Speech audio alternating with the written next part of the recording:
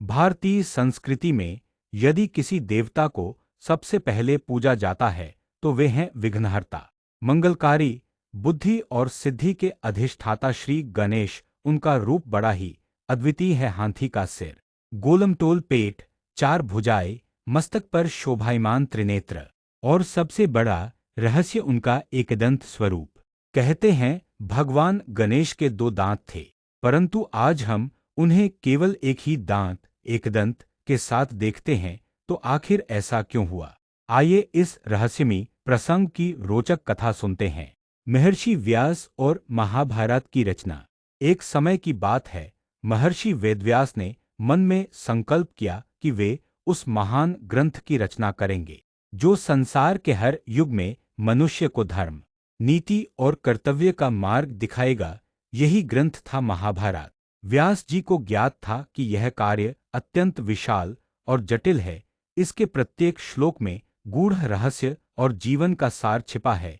यदि इसे लिखने में कोई विलंब हुआ तो युगों तक यह अधूरा ही रह जाएगा।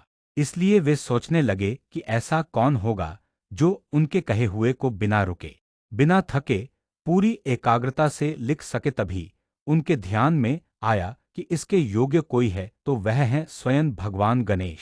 गणेश जी ने कुछ सोचकर मुस्कराते हुए कहा, हे मुनिवर, मैं यह कार्य करने के लिए तैयार हूं, परंतु मेरी एक शर्त है। आप जो भी कहेंगे मुझे बिना रुके तुरंत लिखना होगा।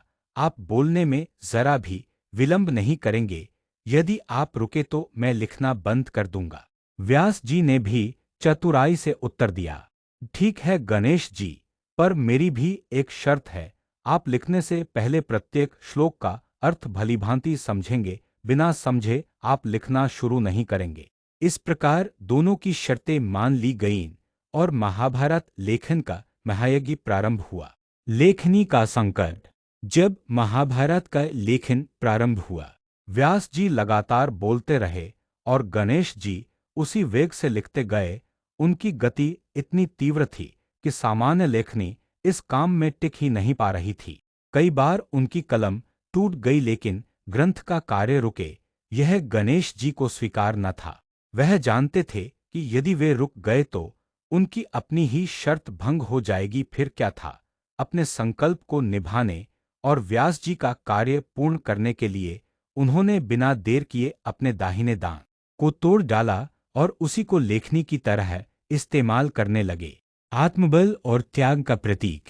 सोचिए, कोई भी अपने शरीर का अंग तोड़ने का साहस यूं ही नहीं कर सकता, लेकिन गणेश जी ने बिना पीड़ा की परवाह किए अपने दांत को तोड़कर कलम बना लिया। उस क्षण उनकी आंखों में दिव्य तेज चमक रहा था, मानो वे कह रहे हों, जब उद्देश्य महान हो तो व्यक्तिगत सुख दुख का क्या मूल्य।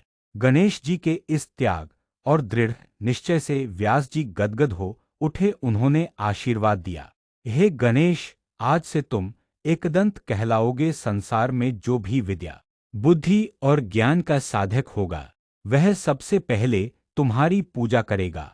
एकदंत स्वरूप का महत्व। गणेश जी का टूटा हुआ दांत केवल एक शारीरिक विशेषता नहीं है, इसके पीछे गहन दार्शनिक अर्थ छिपा है।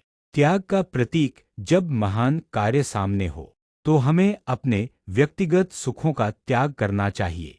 धैर्य और संकल्प। कठिन से कठिन परिस्थिति में भी अपने लक्ष्य को नहीं छोड़ना चाहिए। अन्य लोककथाएं। कुछ लोककथाएं यह भी कहती हैं कि एक बार परशुराम जी जब कैलाश पर्वत पर भगवान शिव से मिलने आए तो गणेश जी ने उन्हें भीतर जाने से रोक दिया। क्रोधित होकर परशुराम ने अपनी फरसा चला दी, जिससे गणेश जी का दांत टूट गया। किंतु सबसे लोकप्रिय और प्रेरणादायी कथा वही है जिसमें गणेश जी ने स्वयं अपने दांत को तोड़कर कलम बनाया और व्यास जी की सहायता की। संदेश।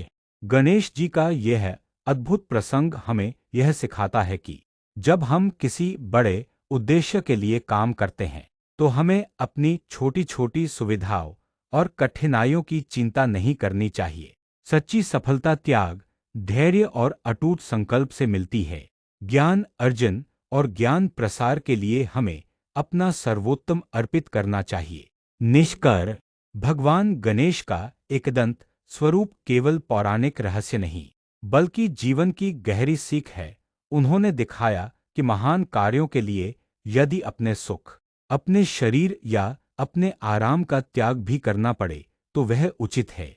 आज भी जब हम कोई नया कार्य आरंभ करते हैं, तो सबसे पहले गणेश जी का स्मरण इसलिए करते हैं क्योंकि वे हमें संकल्प, बुद्धि और साहस की प्रेरणा देते हैं। इसलिए ही वे कहलाए एकदंत, विघ्नहर्ता और मंगलकारी श्री गणेश।